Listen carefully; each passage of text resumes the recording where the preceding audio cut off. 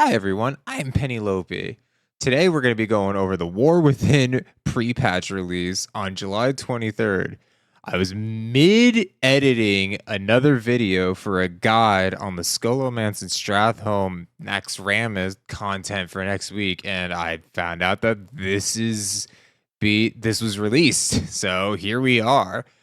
Well, first things first, obviously, releases on July 23rd. That's absolutely enormous. We can go ahead and start with Blizzard has officially announced that the War Within pre-patch releases on July 23rd.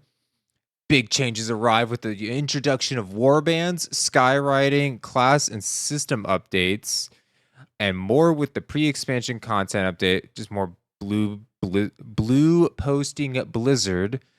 It seems like we're getting Warbands the day of the event launch, which is huge, super super cool. Very very excited to get right into that. I hope that the achievements tied to it that give the experience boost will be day one as well. So that'll be really really really exciting. As we can see, there's also the acknowledgement that there's going to be a new event called Radiant Echoes. That's going to be phenomenal. I look forward to seeing more about that. Detail on the warbands here in just a moment. I want to just kind of go through the main bullet points first. So there's the visions of Azeroth. Strange visions are calling to the heroes of Azeroth. Players who have reached level 70 and have completed the final chapter, which I think is really important. The final chapter of the Dragonflight questline will be called to take their next steps into the story leading into the War Within, with the first part of the Visions of Azeroth questline. So you can actually start the first questline, it seems like, or like an introduction questline for War Within, but you need to have completed Dragonflight, which makes sense, obviously. I haven't done it personally myself. Still coming back after about 4 years gone. 4 years of no WoW, and then it's like, okay, well, this is something I got to do now. So that's exciting. I'm excited to see what that is. I think it's going to be kind of tough for people that don't, or they're not aware that that's an issue. I think that's going to be kind of tough for people that aren't aware of that, which is why I'm putting this video out to hopefully spread a little bit more awareness. Take to the skies with skywriting. So this is the big thing that I kind of glimpsed at before making the video, obviously. Dragon riding is here to stay. We all knew that. Even I knew that, and I haven't been playing for a while. Is here to stay and available for many flying mounts in all flyable areas. So as we can see, the bee, Ashes of Alar, invincible. This is the Gloomhound. I don't think it's Antoran. I think it's a different name. It might be the Antoran Gloomhound, actually. And then the Sandstone Drake. So it seems like we're going to be getting a lot of the skywriting, which was previously known as Dynamic Flight, which I didn't know that actually, will actually be part of the game in the pre-patch, which I'm kind of not surprised because I guess that gives it like a soft launch before the official launch to make sure that things work. So it's not too surprising, but it is such a needed addition. I'm really excited to see how it works. I haven't seen any of the PTB. I don't really want to know anything about the public test realms or anything about that. Just because it's not. I like the surprise. So especially with me not having finished Dragonfly, I don't want, not spoilers, but I don't want to see what's going on before I've even fully experienced the current expansion. Now here's the meat of the pre-patch. Like the other stuff is cool, but that's really like soft launch for the next expansion. This is the actual event. This is the thing I'm most interested in. I think everyone here is most interested in. Answer the call of the Radiant Echoes. Confront, let me scroll up a little bit, geez. Confront the memories of Azeroth during the new pre-patch pre-expansion event and collect residual memories to purchase new items to add to your Warband collection. No idea what residual memories are, so I hope they actually go into detail about what that even means. This starts July 30th. Interesting. So the actual event doesn't even start till the 30th. We get Warbands, Visions of Azeroth. So you get a quest line first and then the actual event. And we get Skywriting on the 23rd. Okay. Okay, that's interesting. Starts July 30th and then ends August 26th. Oh, that's interesting. Okay. So it ends day 1 of the actual official release, not the early access for the Epic Edition. It starts at the Dalaran Hub. Dalaran Hub. Interesting. Dragonblight, Dustwallow Marsh, and Searing Gorge. Residual memories. Half-forgotten memories can be glimpsed in the light playing across the iridescent powder. It's a currency. I got that much, but like what specifically is that? So let's take a look at what this Radiant Echoes event is. So we already know confront the memories of the new expansion and whatnot. As you can see, we already went through that. The win, wear, currency.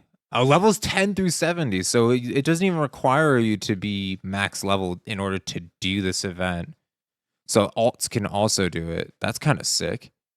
Players with and without the War Within will be able to take part in this event for its duration. It doesn't surprise me. I'm pretty sure every pre-patch event has allowed that to happen.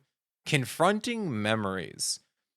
Players who have reached level 70 will receive an introductory quest and then will be directed to visit Dalaran to start. So does this have to do with the vision stuff then? Players under 70 will be immediately directed to Dalaran. So there's a quest line for level 70 characters. The event occurs in 4 stages and cycles between 3 zones. Portals in Dalaran will be available to take you directly to the event staging area, and a return portal is available in each of the event zones so that players can quickly return to Dalaran and head into the next occurrence of the event. When the event is active in a zone, the portal will have an additional golden glow to indicate that it is active. During the first week of the event, zones will cycle every 90 minutes. During the second week of the event, zones will cycle every 60 minutes. And during the third and fourth weeks of the event, zones will cycle every 30 minutes. Interesting. Okay, so it sounds similar to the Shadowlands pre-patch event from what I'm gathering so far, but I want to read more because I'm really curious on how this works, because it seems like there's like a big event and then you go back to Dalaran and then you do another event and then you go back to Dalaran and so is it gonna be like old pre-patch events? During the first stage of the event, players will need to defeat the congealed memories that will appear in the zone and the memories around it. Okay. So one of the memories is South Shore versus Terran Mill. So I'm guessing there's going to be a PvP element to it. Because I'm pretty sure this was straight up just PvP. Huh. But a defeat memories of battles past. And there seems to be 6 stages total or 6 waves in each stage, I imagine. There are 6 random events. So defeat the Radiant Echoes causing havoc in the zone. There are 6 random events that are active within the zone that can be seen on the map. Event locations throughout the stages are marked by a multicolored globe. Interesting. Okay. So, and here's the third stage. You'll be able to undertake a quest in each zone during the event that will ask for you to defeat one of the bosses as follows.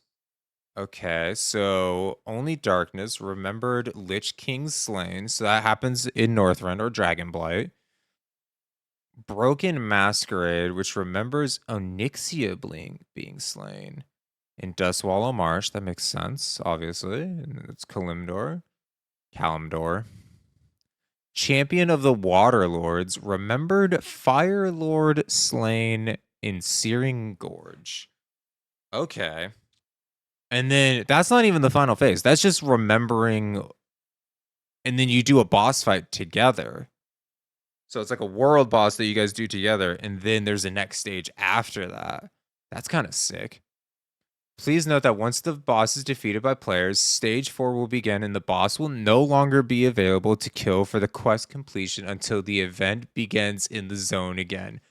Oh boy. Oh, I look forward to missing out on something by like 3 seconds. That's rough. Not, especially since it's going to be timed for 90 minutes. I'm not going to be too thrilled with that. Because if you're doing something and yeah, it's going to be hard to like drag people in if it's going to, oh, that's really, really rough. Let me get rid of myself really quick. Bosses can also rarely drop additional pieces of gear. And then stage 4 happens after you kill. In stage 4, the radiant echoes have subsided. Players can choose to return to Dalaran or stay within the zone to slay lingering memories to continue to accrue. Okay, so the currency can be farmed. That doesn't surprise me. A timer within the zone. A timer within the zone. There's a typo here. Of the residual memories are still active. A timer within the zone the residual memories are still active in will count down to the next zone event. That is weird. Players can return to Dalaran and take the portal to the next zone that goes active. Okay. Well, that sounds... The actual event sounds pretty interesting. Curious on how South Shore versus Terran... So there's going to be... I wonder if they're going to do like how pre-patches were before and then just replay them. Because this obviously shows... It's like Searing Gorge in the background, obviously, because Ragnaros. But it's South Shore versus Terran Mill. I don't know how that's gonna work. Are they gonna have things that have happened in the past recur? So are they gonna give us previous pre-patch events to do? That's very odd. Yeah, I don't know how that's all gonna work because it just seems really odd. But it does. I do like the idea of killing previous bosses as world bosses. I could go without killing Ragnaros for the 10,000th time, but you know, Onyxia being fought again is cool. Lich King being slain is cool. I probably would have preferred another maybe a remembrance per continent. That could have been cool, especially with the Mop remix stuff. They could have done Garrosh again, but as a world boss, that could have been really neat. But let's go ahead and see what the rewards are. Let's go ahead and look through that. So players will be able to accumulate residual memories to use to purchase items from various vendors in each of the zones. You can keep track of how much residual memories you've collected, but yeah, whatever.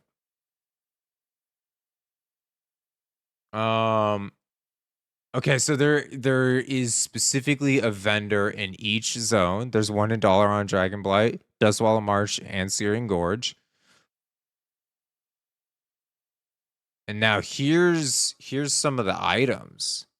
Gear will begin at item level 480 with some room for upgrades. Not anything crazy.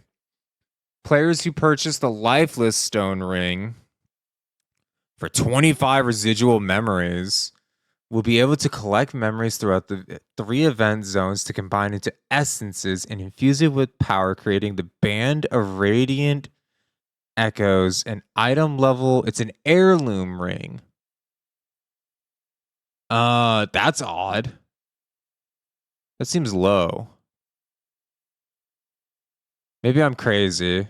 Maybe I'm just misremembering how big of an item or how great your item level is by the time you get to a certain level, like a level 59. But this still, no, because you'd be around 140 for 59. But this would be terrible the moment you hit like 60. That's fine. That's nothing crazy. Especially for 25 residual memories, and then you're gonna do this anyways. Like you're gonna do the event stuff anyways. It's not anything too crazy, which I'm okay with. Scroll down a little bit. There's a mount. Oh, interesting. Okay. So here's the cool stuff. There's the hefty satchel, 32 slot bag. None of us are gonna even care about this 32 slot bag. That's not gonna get bought. Unless you're a collector and just want to have it, it's not gonna get bought.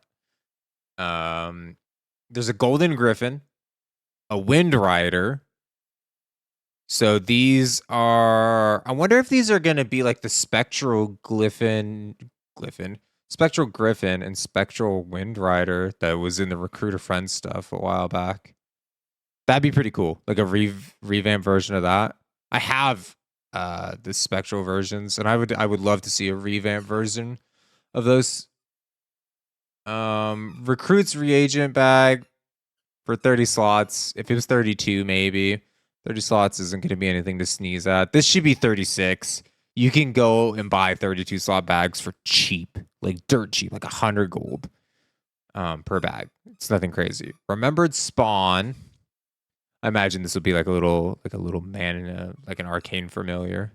Remember constructs, probably going to be like one of the constructs from Syrian Gorge. Riverpaw is probably going to be an otter, I imagine. So these are probably just going to be like spectral otters or spectral pets. And then I'm hoping these are going to be like spectral mounts. And then these are just going to be like 480 items. So necks, fingers, trinkets. Nothing too crazy. I would love to see, because there's weapons here and stuff. I wonder if there's any info on specifically, because it's dealing with Dalaran. So I wonder if this will be like the Dalaran guards, but armor versions of their uniforms. That'd be pretty cool. I would love to see that. I think this could be really neat and unique. I'm hoping for something similar to that. So nothing too out of the ordinary overall, but pretty simple. I'm pretty excited to see what these rewards look like. I don't think it's going to be anything like if you missed out on, it would be earth-shattering, which is unfortunate because I really enjoyed how involved some of the other pre-patch events were, but Shadowlands was really just whatever. I didn't do the Dragonflight pre-patch event, so I have no idea. I got nothing to go off of for that. I think they could have done a little more to maybe try to spice up the actual like stages or whatever, like the bosses that you fight. Maybe involve something with the raids or something. I think that would have been cool, but that's not what we got. I'm excited for what we got here. It seems interesting. I want to kind of just briefly go through the Warband stuff. Skywriting seems pretty obvious. I wanted to look through the Warband stuff really quick though, for those that might not know. So, very quickly, it immediately apparently this is what it's going to look like when you log into your characters, which is really cool. Yeah, because you can see shop, menu, realms. This is going to be the new character select screen. Super, super cool. When you log into the game, you'll see a selection of your characters on the login screen, waiting for you to choose who you will go on your next adventure with. You can assign 4 characters to one scene. So, like above, we got 4 people around a campfire. I'm getting Dead by Daylight flashbacks right now. It just looks like the survivors in front of the campfire. I hope that they make a background that's customizable or something, because I really enjoy when you click on a specific character and the background changes. So I hope there's multiple backgrounds. That's just such a small nitpicky thing, but I do think it adds a bit of color so you don't see the same thing over and over again. Repetition does kind of wear on the mind at times. Once in a warband, you will no longer need to swap between realms to see characters on those realms. The one exception is if you have multiple World of Warcrafts. Okay, no idea what that means.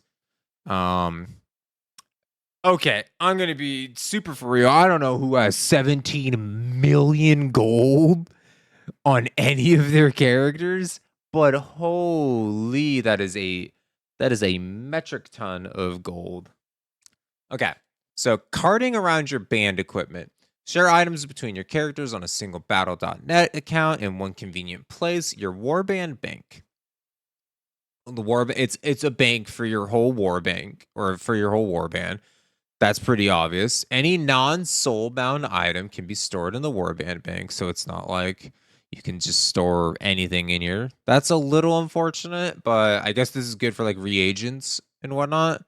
It has a reagent bank. Well, no, that's so unfortunate. This would be nice to have the warband bank and then a warband reagent bank. But this looks like a personalized guild bank from what I can gather. This just seems like a personalized guild bank.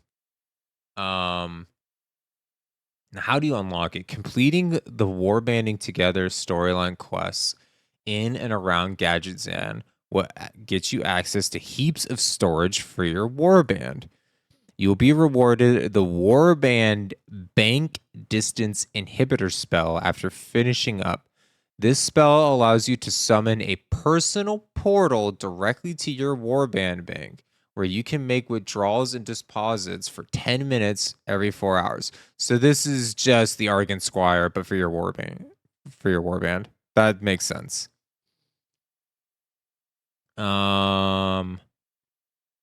Okay, interesting. While gear is one of the primary forms of character-specific progression in World of Warcraft, warbands makes managing and collecting them more convenient and alternate character friendly. I'm so curious on if this is going to allow you, like, let's say you get like the legendary bow from Sunwell on a paladin. Can I then take that bow and throw it in my warband bank? That's what I'm really curious here about. That's because I have that already, and I got it back in like not Wrath, but Kata, and I've never been able to do anything with it. So I wonder if I hope I could actually just transfer that. That'd be phenomenal.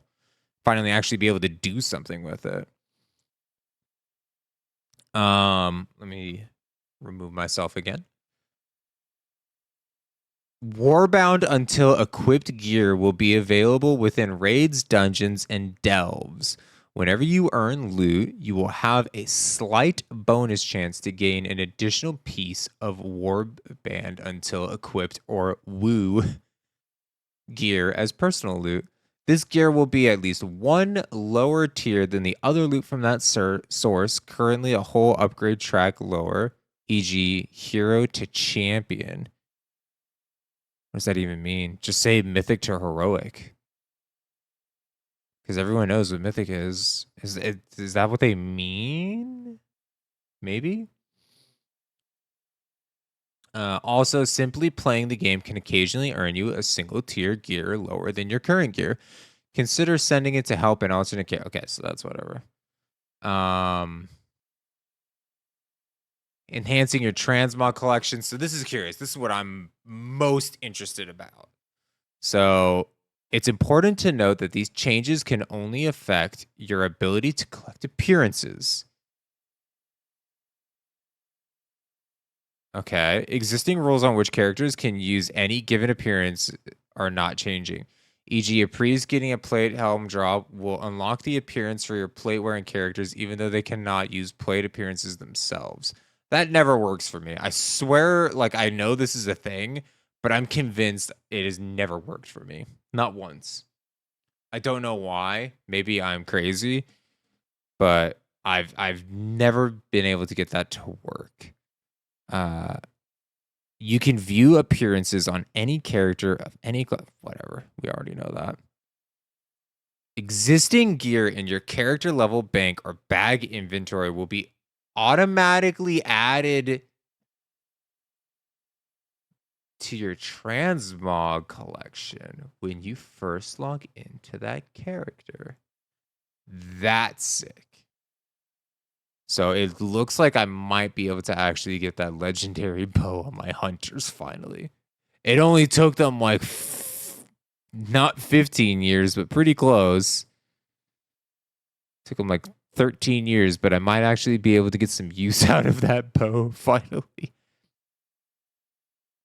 Any gear that drops with a transmog appearance you haven't collected yet will have the transmog option to roll for it rather than the greed option. Transmog has higher priority. So is this saying that people like a cloth wearer can roll transmog on a plate item? Because that sounds kind of silly. I feel like this isn't okay. This is gonna lead, like, it should prioritize people that can use the gear. Doesn't really matter. Most people just need anyways. I've done LFR. I understand that everyone just needs everything all the time. Ooh, okay. This actually legitimately, okay, so this goes into detail right away. When rolling for transmog, any gear that drops that can be equipped by your current character will get a higher rolling priority than those rolling with characters who cannot equip the item. A priest will always beat a warrior when both roll transmog on a piece of cloth gear. That's fantastic. That's how it should be. So that's a huge, huge W. Ooh, okay. So there's Warband achievements. That's what I'm most interested in. So Warband wide reputation. It seems like, for example, if you were at Renown 5 for Valdrakken Accord on one character and Renown 10 on another, your new Warband Valdrakken, yeah, so it just puts you at the highest depending on the previous previous reputation. Seems like, okay, so several reputations will not be converted for various reasons, like the Winter Pelt Furbolg, makes sense, and Glimrog Racer, due to not fitting within the fantasy for those reputations. Has a language learning component that doesn't make sense to be shared across characters, and the Glimmerog Racer reputation is more of a personal standing in the snail races. I have no idea what either of those things are. I wonder if it'll have the same issue with previous reputations. I'm not sure. Players can earn a bonus quest reward for any quest completed for the first time on their warband. An additional unique bonus will be granted for completing a quest additional times. So this is the fastest way to farm reputation now. This is 100% the fastest way to farm reputation now. Huh. Okay. They immediately go into that too. Quests will only deliver reputations as a first-time completion bonus. The reason I said that is because they have like a thing over here that says that it grants reputation with the council, whatever. So I'm just like, that's That's so funny that they knew that that was going to be a problem. Good on you, Blizzard, for recognizing that that would be an issue. Um, Here's where I'm not nervous, but interested about, because I like, my whole thing is that I enjoy achievements. So since I was working on an achievement guide literally when this came out, uh, with warbands, all achievements are considered warband. That's fucking okay. A total warband achievement score will be tracked and displayed, and this score will be the sum of all account-wide achievement points plus the points from any character specific achievements completed on any character. Sure. Many achievements have become account-wide, approximately 2,000 across all expansions, with a few rare exceptions. A few? There's like 5,000 something achievements, and you're gonna say a few is more than... It's a little silly.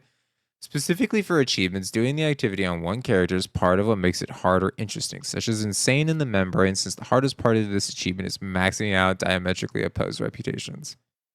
It's pretty simple now. It's not anything too crazy.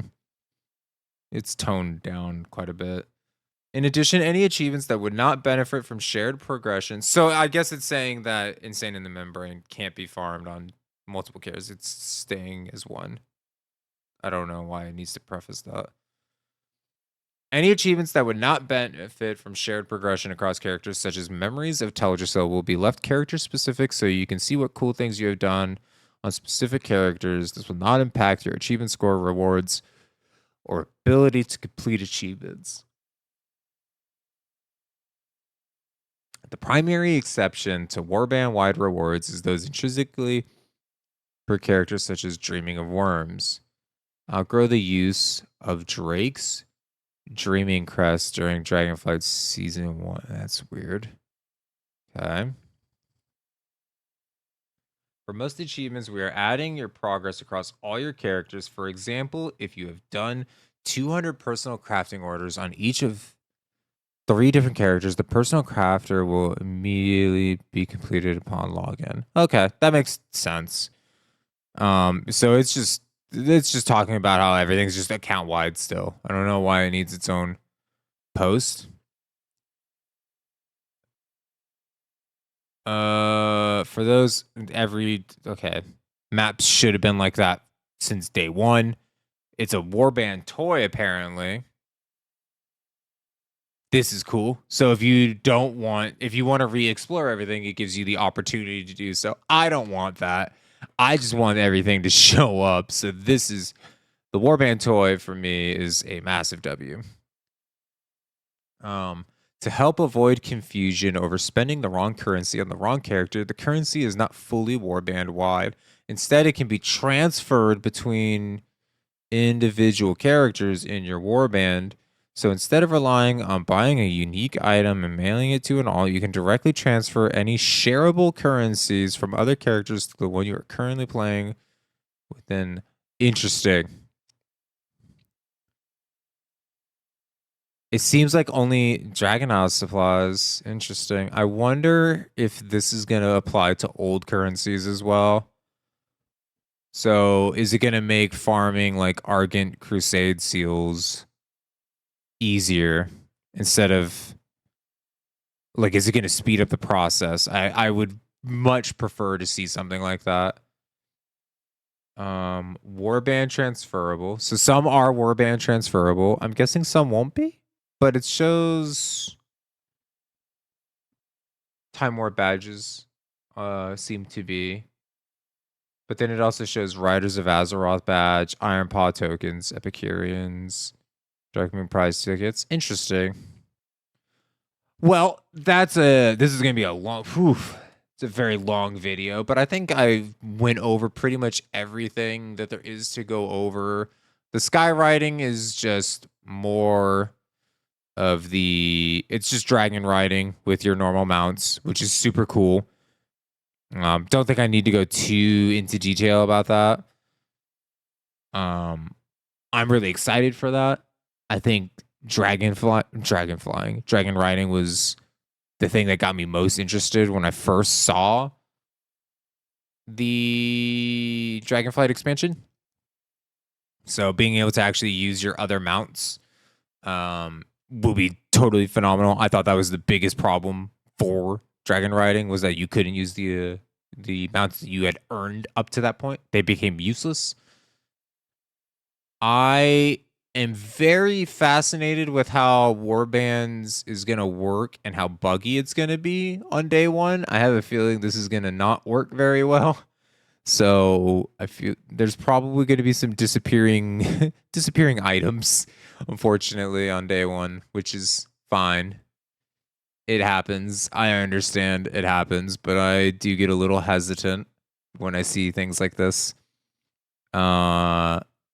Mostly because I bad experiences throughout WoW. Everyone's had them, and I've had my fair share. So I get a little skeptical when I see something like this. Overall, I think the pre-patch is pretty interesting. The event seems pretty tame overall. Nothing too absurd. Skywriting coming is a massive W. It's going to be really fun. It's not really adding content. There's no content to be added with that. It's just a feature. The Warbands is not really content. I guess it'll potentially add achievements that you can start day one. I'm hoping so.